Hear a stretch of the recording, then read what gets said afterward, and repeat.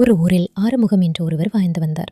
அவர் ஒரு சாபம் பெற்றவர் என்று மக்கள் நம்பினார்கள். அதாவது, காலையில் எழுந்தவுடன் அவர் முகத்தில் விழித்தால் அன்று நாள் முழுவதும் உணவு உண்ண முடியாது என்பது அந்த வதந்தி. இந்த விஷயம் மன்னர் காதுகளுக்கு எட்டியது. இதை சோதித்து பார்க்க மன்னர் முடிவு செய்தார். மன்னர் ஆறுமுகத்தை தனது அறைக்கு அடுத்த அறையிலேயே தங்க வைத்தார். மறுநாள் காலை வேறு எதையும் பார்ப்பதற்கு முன்பாக மன்னர் ஆறுமுகத்தின் முகத்தை விழித்தார். மதிய உணவின் போது மன்னர் சாப்பிடத் தொடங்கும் வேளையில் உணவில் ஒரு ஈ இருப்பதை கண்டார். உடனே புதிய உணவு கொண்டு வர உத்தரவிட்டார். ஆனால் புதிய உணவு வருவதற்குள் மன்னருக்கு பசி அடங்கி போனது. சாப்பிட பிடிக்காமல் போனது. இதனால் ஆத்திரமடைந்த மன்னர் வதந்தி உண்மைதான் என்று நம்பினார். ஆறுமுகம் இந்த நாட்டிற்கு ஒரு கெட்ட சகுனம் என்று கூறி அவருக்கு மரண தண்டனை விதித்து உத்தரவிட்டார். இதை கேட்ட ஆறுமுகத்தின் மனைவி கதறி அழுது அந்த ஊரில் சிறந்த அறிவாளியான சின்னையாவிடம் உதவி கேட்டார்.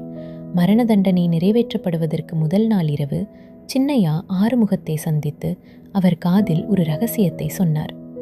மறுநாள் காலை அரசர் ஆறுமுகத்தின் கடைசி ஆசை என்னவென்று கேட்டபோது அவர் ஒரு குறிப்பை மன்னரிடம் கொடுத்தார். அந்த குறிப்பில் மன்னருக்கு ஆறுமுகம் எழுதியிருந்தது இதுதான்: மன்னா, என் முகத்தை பார்த்தால் மக்களுக்கு பசி எடுக்காது என்பது ஒருவேளை உண்மையாக இருக்கலாம். ஆனால் இன்று காலை நான் முதலில் பார்த்த முகம் உங்களுடையது.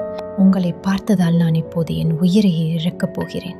இப்போது சொல்லுங்கள், நம்மில் யார் பெரிய கெட்ட சகுனம், நானா அல்லது நீங்களா? இதை படித்தவுடன் மன்னர் தனது தவறை உணர்ந்தார். ஒருவருடைய பசி போனதை விட ஒருவரின் உயிரே போக காரணமாக இருந்த தனது முகம்தான் மிகப்பெரிய கெட்ட சகுனம் என்பதை அவர் புரிந்து கொண்டார். உடனடியாக மரண தண்டனையை ரத்து செய்த மன்னர் சின்னையாவின் புத்திசாலித்தனத்தை பாராட்டி பரிசுகளை வழங்கினார். மீதி: மூட நம்பிக்கைகளையும் வதந்திகளையும் ஒருபோதும் நம்பக்கூடாது.